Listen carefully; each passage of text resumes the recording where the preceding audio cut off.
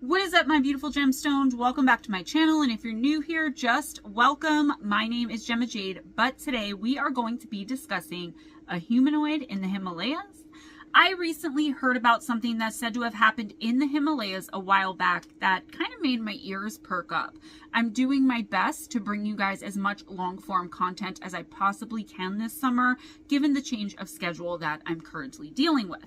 Whatever I can put out, I will, and I will, as always, do my best for you guys. Regardless of that, we will be back to regularly scheduled content on September 3rd.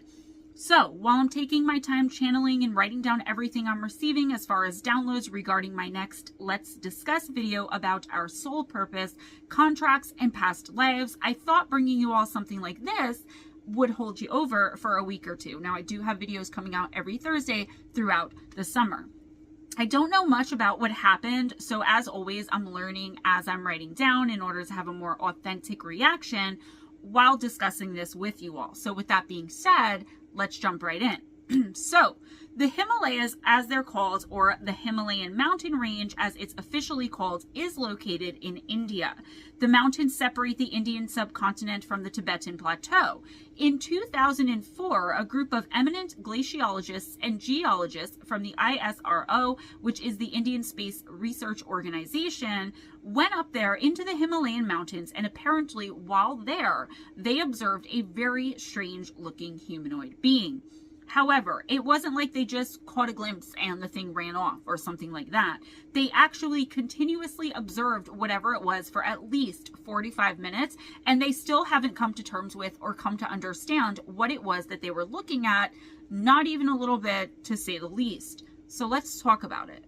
It was September 27th, 2004, and the second to last day in their week-long expedition, which was undertaken by the Ahmedabad-based Space Application Center, or SAC, of the ISRO. The team consisted of 5 scientists, and they camped in the Samudra Tapu Glacier region of the Himalayas. They were 14,500 feet above sea level, and not too far from Chandratal Lake, which is almost ethereal in nature itself. I've looked at pictures.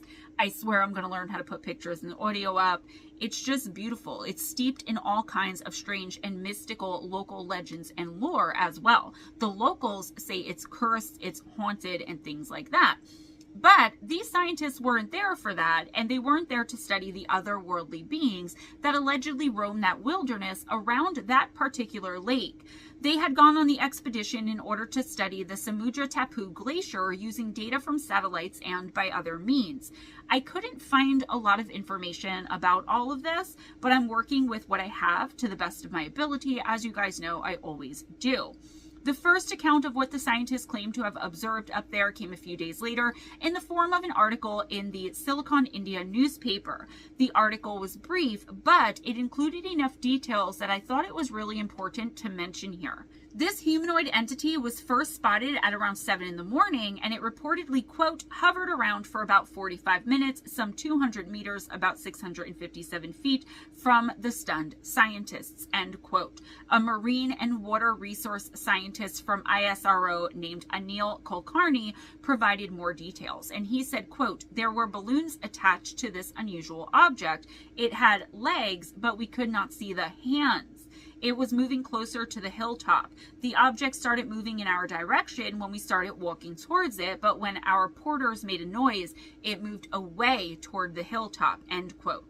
The object remained stationary for about 5 minutes after it reached the hilltop, then it moved away in another direction before it disappeared. He added, quote, interestingly, when it was exposed to the sun, it turned black, and in the shadow of the hill, it became white, end quote. So I wondered immediately if this person meant that actual balloons, as we know them, were attached to whatever this thing was. I have no idea. There was no further explanation, and that is very frustrating.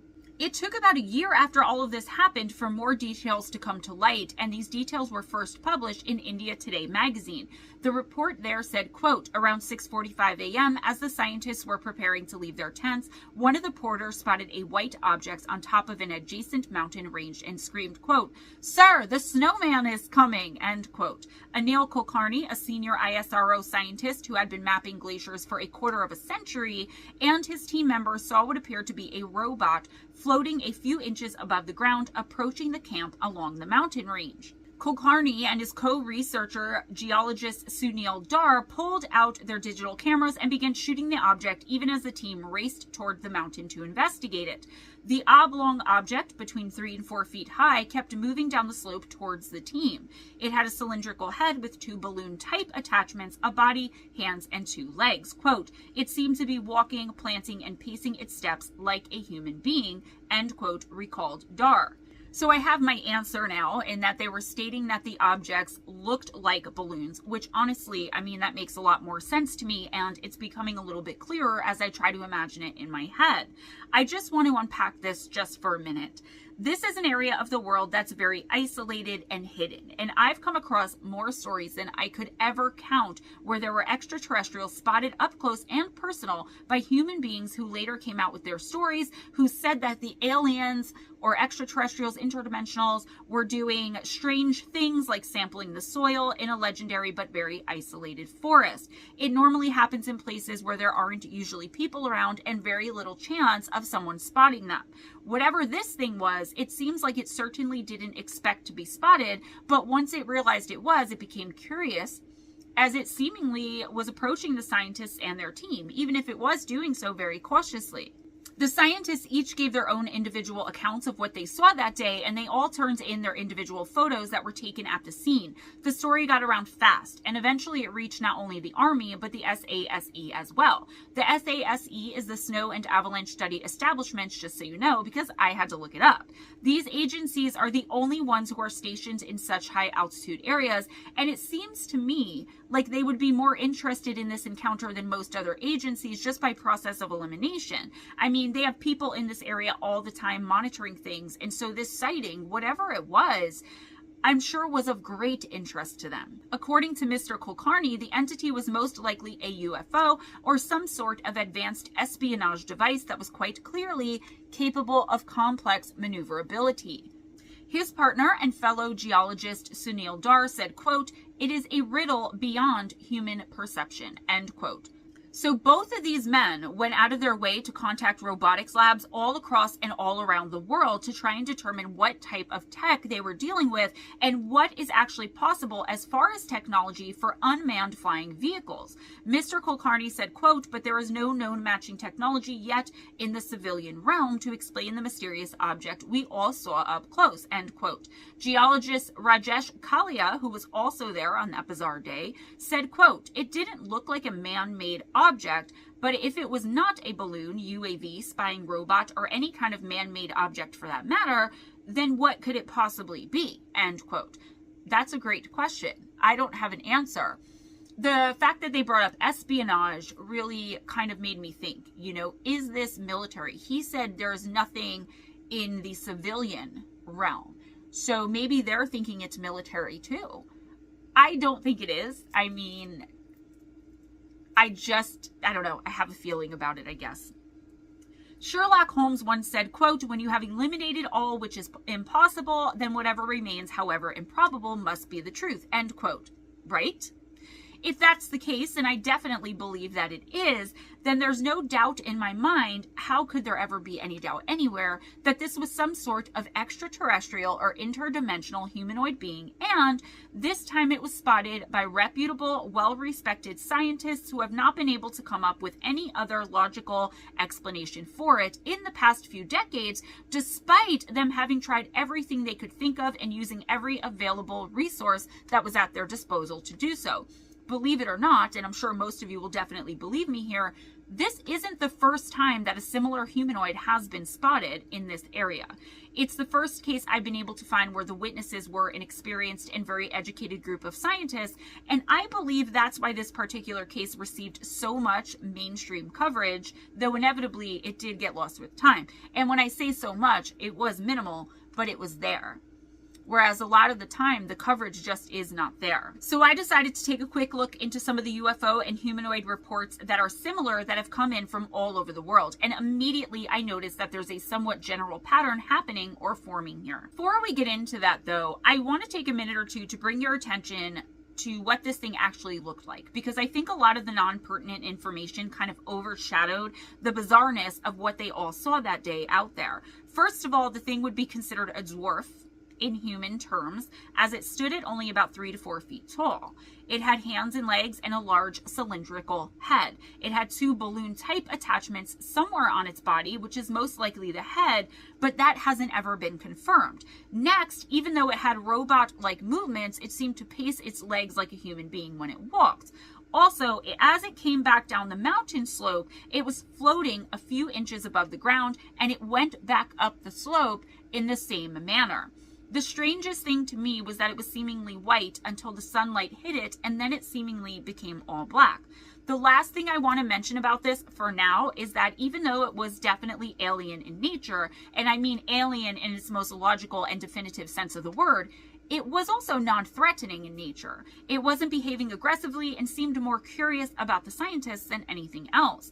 It's almost like it wanted to observe the group back just as they were observing it, and it came down the mountain slope in order to do so.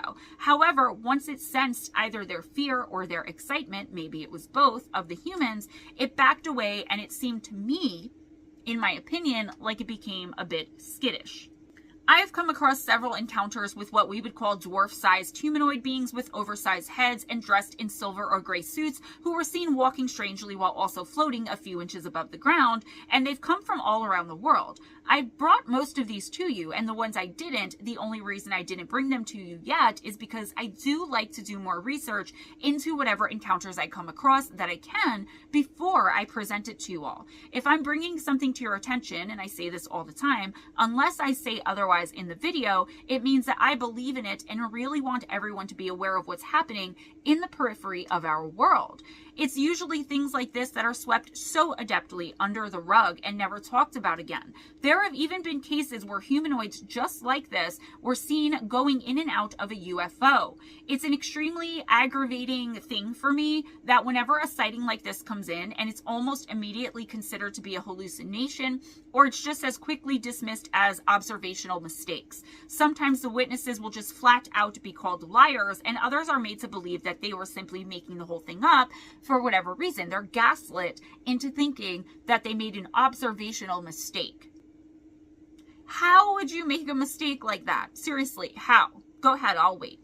Personally, I see more reasons not to come forward than I ever see to do so. It opens you up to ridicule, and still to this day in 2024, despite how far we've come with so many different prejudices and judgments on people, it can completely ruin your life should you ever talk about what you saw and or came into contact with when it comes to interdimensionals, aliens, and UFOs. However, the case we are discussing today is really special in that the witnesses were a group of scientists who were specially trained in making observations at high altitudes. This is the reason I am mainly putting forth as to why, even if you're a non-believer, a skeptic, or on the fence about whether or not you believe in interdimensional, intergalactic, otherworldly life out there, you can't deny the facts this time. You just can't.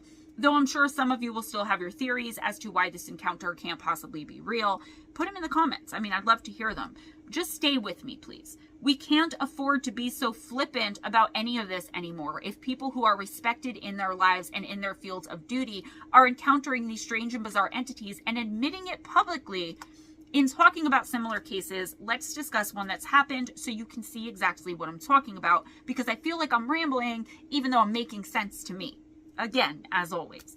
One of the earliest sightings that I could find of something similar being spotted happened in 1937 at a place near the small town of Chasniki, which is in the Vitebsk region of Belarus. Belarus is a landlocked country in Eastern Europe, and it was part of the Soviet Union until it gained its independence in 1991. During World War I, present-day Belarus was briefly under the control of the Germans, but it didn't last long, and they are free and independent as a country again nowadays, as far as what I can tell. So, this similar encounter happened in 1937, like I said, and it was a 7-year-old girl that saw the bizarre sight. This little girl, whose name was Ludmila Chepik, was out shepherding some cows and collecting flowers in the meadow near the river Uloy when she said she saw, quote, a man, end quote, who was descending from the sky towards her. She noticed immediately that he wasn't wearing or using any kind of parachute. The report read in part, quote, he descended to about 1 to 2 meters from her. The man was approximately 113 centimeters to 143 centimeters in height. So that's dwarf-like, between 3 to 4 feet tall, approximately. He was of athletic build with broad shoulders and a disproportionately large head. The man wore dark, tight-fitting clothing and had a helmet on his head with a cone-shaped or bulb-shaped protrusion on top. His face was visible, reddish in color, and was wearing something resembling a transparent visor. The entity spent approximately 1 minute with the witness. He opened his visor, produced a protracted smile at the girl, looked around, touched the grass with an oval device in his hands. After smiling at the girl, he waved his hands and zoomed soundlessly up into the sky at high speeds. After gaining an altitude about 100 meters, he seemed to compress into a ball and dissolve into thin air, end quote. I did mention earlier that a lot of the time there is soil sampling, or what looks to be soil sampling, going on in these encounters. The little girl was obviously terrified. She was traumatized by what she had seen, but I don't ever remember hearing anything about this, and I've never come across this before. So why is that? Why doesn't everyone know about this incredibly bizarre and strange encounter this little girl had?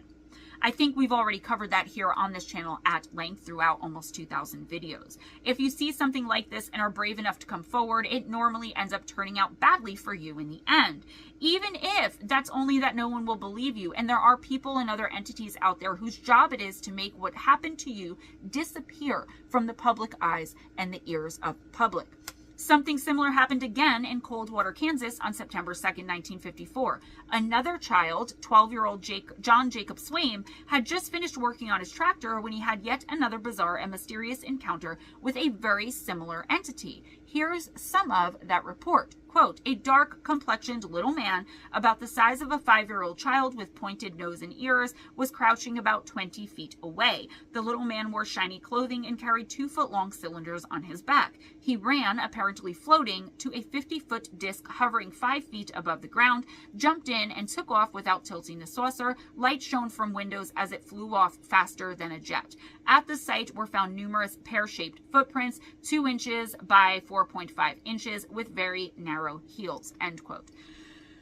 So at first I thought this was like a fae creature until it jumped into the UFO. I personally know from information I've received that the fae and the extraterrestrials, the interdimensionals, while they're not aware, while they're not working with one another, one is not the same as the other. They are aware of one another, because fae are interdimensional just as extraterrestrials are interdimensional, but extraterrestrials are also intergalactic, depending on which race or species. Guys, there's so much. In March of 1969, in the city of Clermont-Ferrand, in the Puy-de-Dôme administrative department in France, something incredibly strange and very similar happened as well, when a woman only known as Miss B had her own experience and reported it. The report I read said, quote, on the slopes of the bare hill Puy de Chanturgy, I can't speak French, sorry, Miss B saw about 600 feet away 3 little humanoids, forms of squat aspect and uniform gray color. Without touching the ground, they were moving rapidly back and forth. After she had watched these gnomes for 3 to 4 minutes, they suddenly disappeared, end quote. In August of 1973, a 19-year-old named Edmund, who lived in the Amparo settlement in the Novo Friburgo municipality of Rio de Janeiro, Brazil, was in the fruit garden of his farm when he noticed something happening near one of the fruit trees nearby. It was some sort of ruckus or something, like he knew something was going on over there, and he decided to investigate whatever it was a bit further. That's when he saw a strange-looking spherical object that had a metallic sheen to it. It was around 2 meters, which is close to 7 feet wide. It was hovering right above the yard, and it was revolving very slowly as Edmund watched in shock and awe, I'm sure. He was around 10 feet away from the object at the time and very reluctant to go any closer to it.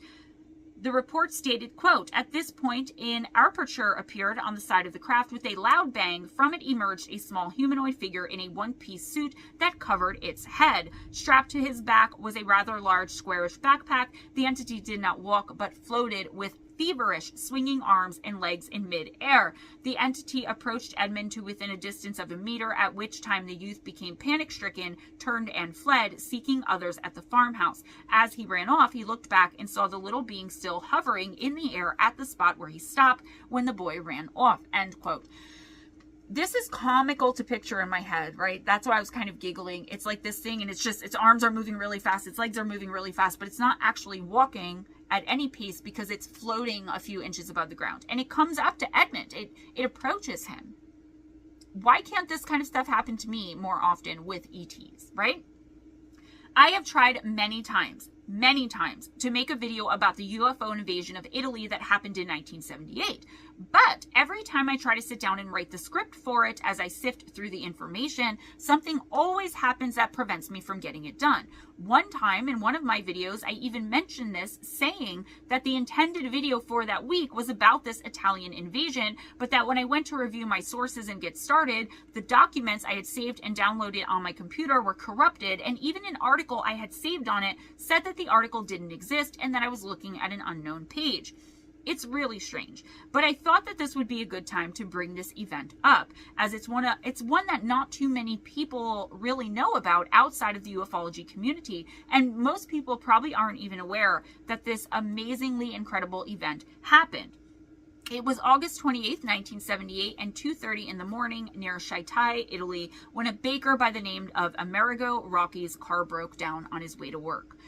He checked under the hood as he normally would have on any given day, and nothing was out of the ordinary at that point. However, once he opened the hood and started looking around in there was suddenly a bright light that illuminated a large area all around him. He was stunned, and the report says, quote, approaching the light, he noticed 5 strange figures the height of an 8-year-old child. The figures moved in unison in synchronized movements and appeared to float 25 centimeters above the road. The figures wore a dark gray tight-fitting diver's suit that covered them from head to toe. They had thick necks, and from the top of their heads protruded an antenna-like device resembling a funnel. The beings were about 500 meters away from Rocchi, and he was not able to see any facial features. The beings glided away in a single file from the witness, who noticed that the last figure was carrying something resembling a shovel-like apparatus, end quote.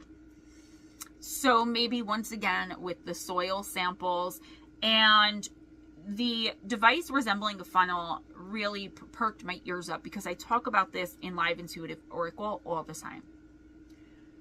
When I see someone who has special abilities, whether they're activated or they're not, the way that I see it, and I'm not the only person, because I've heard a couple of mediums and even psychics on television talking about this, I will see a funnel. It's very small. It's very barely there on top of their head. And that's how the information actually comes in. You guys, probably most of you can't see it, but it is there. So when I hear that these ETs have these funnels or these antennae or anything protruding up from the head, I think of the fact that they're probably so spiritually advanced.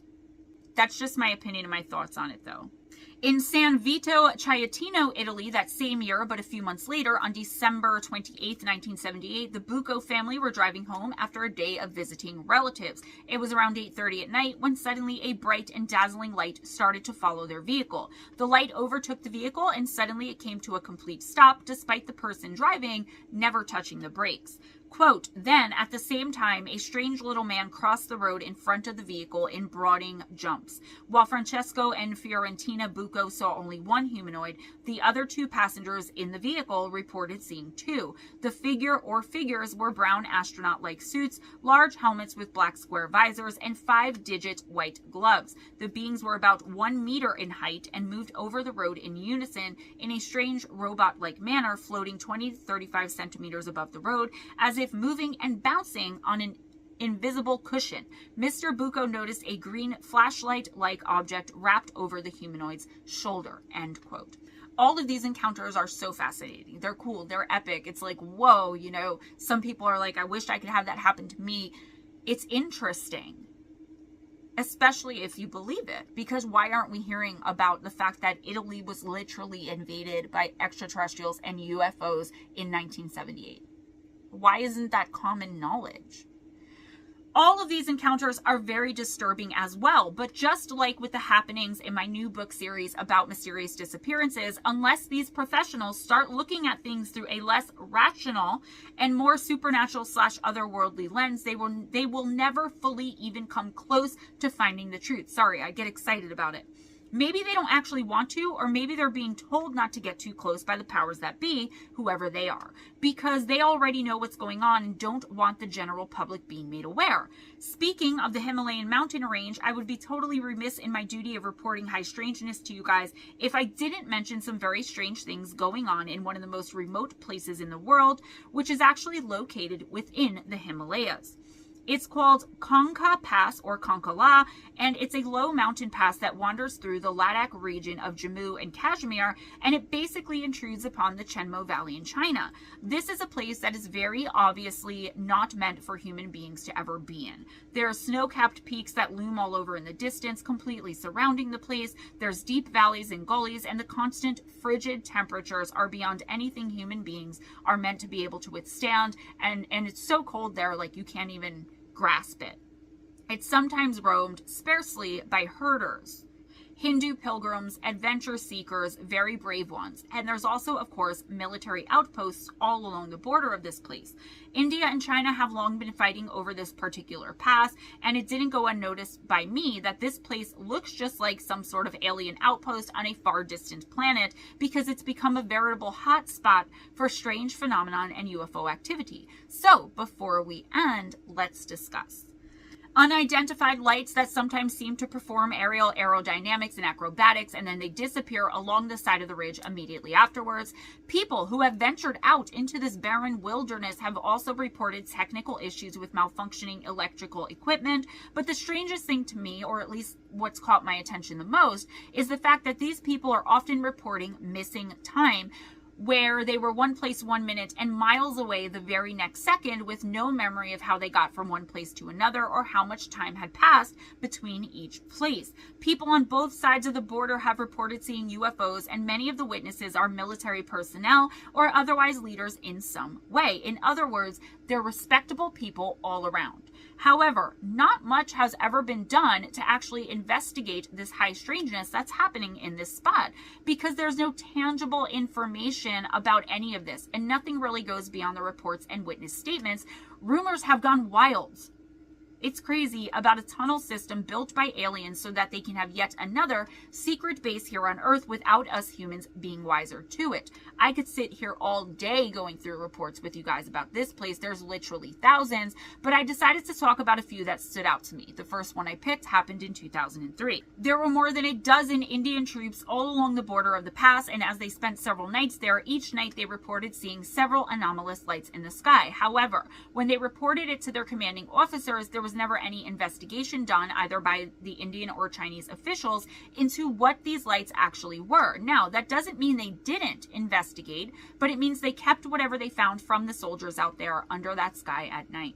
A year later, in 2004, a group of geologists led by Dr. Emil Kulkarni, who worked for the ISRO Space Applications Center in Ahmedabad, were on an expedition to the Samudra Tapu Valley, which is one of the most remote and desolate places in that entire region. It's barren, guys, and it isn't walked too much by the human race. While on the expedition, we were talking about this before, the whole team reported seeing a very bizarre looking robotic humanoid standing at around 4 feet tall, and it was just walking along as if minding its own business, and as though nothing was strange at all about it being there, and it didn't even seem to flinch or take notice as the expeditioners and scientists took photos of it and watched it intently as it was walking along silently for nearly 45 minutes. It was only about 54 yards away from them, and finally, after they watched it silently and snapped their pictures of it, the being started slowly rising into the air and then shot off like a rocket into the sky. It disappeared after that into the night sky, leaving everyone who had just witnessed it stunned and very confused and disoriented about what they had just seen.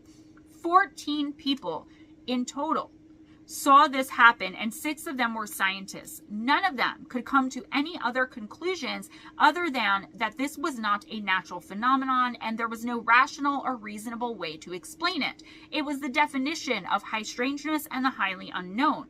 Despite everything I just told you, including the impeccable reputation of everyone involved in that particular expedition, including those of the scientists who reported the exact same thing as everyone else, no one ever responded or even tried to give any explanation at all as to what they all saw, and it was silently swept under the rug and never talked about again, not even by the witnesses, who were all even more fearful once they realized no one was going to be answering any of their questions, and their superiors were going to just pretend as though none of it ever happened in the first place. These aren't the only reports from this particular region regarding and involving small robotic-looking entities either. Many other people, mainly those there on scientific expeditions, have reported seeing the same entities in the exact same area. During one of those experiences, instead of shooting off into the sky, the robot thing disappeared into a hole in the ground that, once the human beings went to look, was almost completely filled in. There had been nowhere for it to go. It disappeared as though it had never been there in the first place. It was thorough. One more thing I want to talk about before I end this video is a series of highly strange and bizarre events that unfolded between August 1st and October 15th of 2012 in the same region of the world. MU, as usual, explained it better than I can, and they reported, quote, units of the Indian Army and the Indo-Tibetan Border Police Force reported over 100 sightings of luminous objects in the Ladakh region of Jammu and Kashmir, a remote 86,000 square kilometer, heavily militarized zone between Pakistan-occupied Kashmir and Chinese-occupied Askaichen. The objects were described as luminous yellow orbs, which seemed to lift off from the horizon on the Chinese side and then proceed to move back and forth through the sky before shooting off. Army officials who witnessed the phenomenon were certain that they were not unmanned aerial vehicles, drones, or low-orbiting Earth satellites. In September of that year, a mobile ground-based radar unit and a spectrum analyzer was installed at a nearby mountaintop, but even when the objects were seen visually, they failed to show up on either radar or in the spectrum analysis. An aircraft was even dispatched to approach one of the objects, but it shot straight upwards and could not be followed. A team of astronomers from the Indian Astronomical Observatory at Hanley also witnessed the objects over a period of 3 days and came to the conclusion that they were not planets, meteors, or satellites. The mysterious objects were observed by hundreds of military personnel, officials, and scientists, but have never been conclusively identified. On top of all of this, Google Earth has uncovered a lot of weird things in the Konka Pass, such as mysterious openings in the earth that seem to have been bored out with machinery, as well as unregistered military facilities, complexes of buildings, and mysterious structures. It has been claimed that sometimes these images are blurred out on Google Earth not long after being discovered. It's unclear what this has to do with any of the purported UFO activity in the region, but it certainly adds another layer of strangeness to an already strange place. What is going on in this bizarre place? Are these phenomena the result of aliens or something else? One thing that can be said is that if this really is the location of some alien base of operations with its complete remoteness and disconnect from civilization, they could not have picked a better place to go mostly unnoticed, end quote.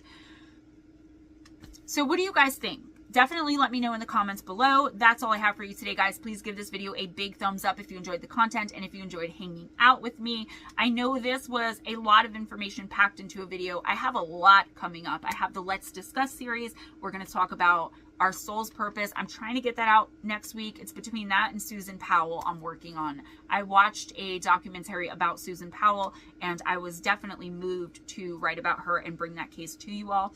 Check out the description box for some important links, ways to donate, PayPal, Cash App, become a patron. You do get some perks.